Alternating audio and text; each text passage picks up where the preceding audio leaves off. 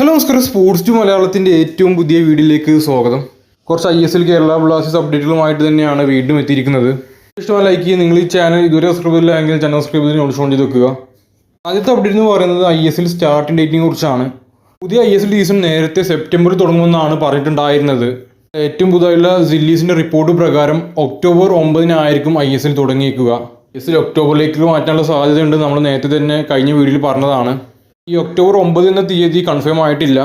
ISLൻ്റെ ബ്രോഡ്കാസ്റ്റിൻ്റെ deal confirm ആയാൽ മാത്രമേ ഈ ഒരു ഡേറ്റ് കൺഫേം ആവുകയുള്ളൂ.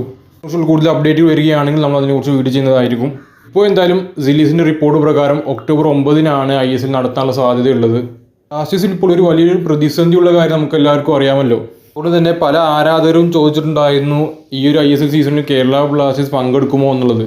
കേരള ബ്ലാസ്റ്റേഴ്സ് എന്നതൊരു വലിയൊരു ബ്രാൻഡാണ്. ബ്ലാസ്റ്റേഴ്സ് ആരാധകർ ഉള്ളതുകൊണ്ട് തന്നെയാണ് ISL ഇത്ര ആവേശവും ഉള്ളത്. പിന്നെ ബ്ലാസ്റ്റേഴ്സ് എന്തായാലും ഈ ഒരു സീസൺ ISLിലും പങ്കെടുക്കും. ഇപ്പോൾ അത് ഗെയിലിനോ കൺഫേം ആക്കിയിട്ടുണ്ട്. കേരള ബ്ലാസ്റ്റേഴ്സിൻ്റെ ഫസ്റ്റ് ടീം ഓപ്പറേഷൻസ് ഒക്കെ സ്റ്റാർട്ട് ചെയ്തിട്ടുണ്ട്. ഈ ISL സീസണിൻ്റെ പാർട്ടിസിപ്പേഷൻ ഫീ ആയിട്ട് ഫസ്റ്റ് ഇൻസ്റ്റാൾമെൻറ്റ് കേരള ബ്ലാസ്റ്റേഴ്സ് അടച്ചിട്ടുണ്ട്. ബ്ലാസ്റ്റേഴ്സ് ഈ ഒരു ISL സീസണിലും ഉണ്ടാകുമോ എന്നുള്ളതിൻ്റെ ഉറപ്പാണത്. അടുത്ത അപ്ഡേറ്റ് എന്ന് പറയുന്നത് ബ്ലാസ്റ്റേഴ്സ് ആരാധകർക്ക് സന്തോഷം നൽകുന്ന ഒരു അപ്ഡേറ്റ് ആണ്. ഇനി ISL സീസണിൽ കേരള ബ്ലാസ്റ്റേഴ്സ് റെലഗേഷനിലേക്ക് പോവാതിരിക്കാൻ കാരണം ആഷ്ലി വെസ്റ്റ്വുഡ് എന്ന കോച്ചാണ്. ഇതിൻ്റെ അവസാന മത്സരങ്ങളിലാണ് കോച്ച് വന്നത്.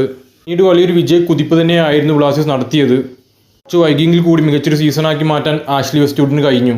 ആഷ്ലിയുടെ മികച്ച സൈനിങ്ങുകളും അതിനൊരു കാരണമായിരുന്നു.